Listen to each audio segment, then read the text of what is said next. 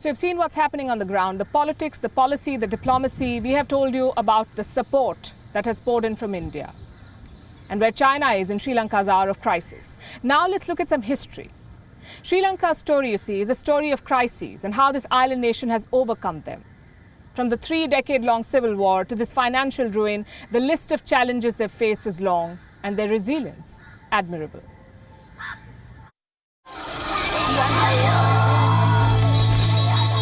Our story begins in 1983. That's the year the Civil War began. The next 2 decades were headlined by suffering. There were war crimes and widespread human rights abuses. There were reports of abduction, enforced disappearances, targeted killings, conscription, detention, torture.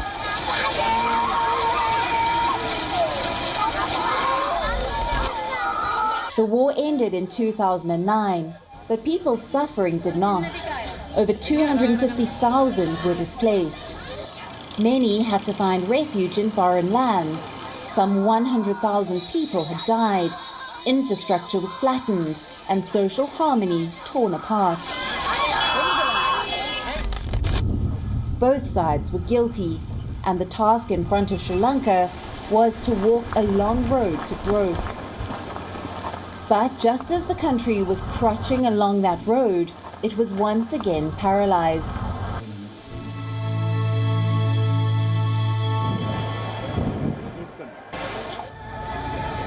21st of April 2019, it was an Easter morning. At 8:45 a.m., 7 simultaneous bombs went off. Churches were hit, and so were luxury hotels. The bombs struck Colombo, Negombo, and Batticaloa. Over 225 people died. Nearly 500 were left injured. Memories of the Civil War were brought back to life. Sri Lanka had to declare an emergency. The months that followed saw raids and restrictions. Military personnel were deployed across the island. Surveillance was increased, and face coverings were banned. The bombs scared off tourists. But Sri Lanka was determined to keep the tourism industry thriving. The country had already spent millions of dollars building infrastructure. It was betting on tourism to revive growth. But the WUHAN virus spoiled Sri Lanka's plans. In 2020, the country managed to welcome just 173,000 tourists, as opposed to 2.4 million in 2018.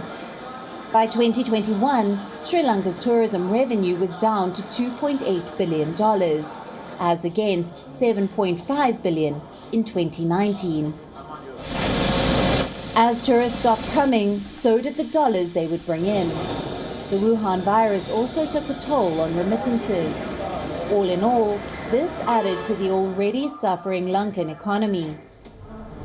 By 2021, tax revenues had fallen. Sri Lanka was running out of dollars. It was forced to ban imports of non-essential goods.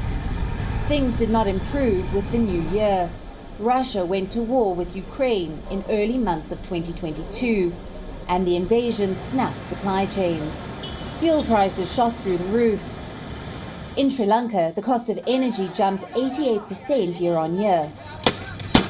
It became impossible for people to pay, given they were already struggling with devalued currency.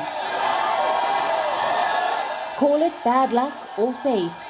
Either way, history has not really given Sri Lanka an opportunity to thrive.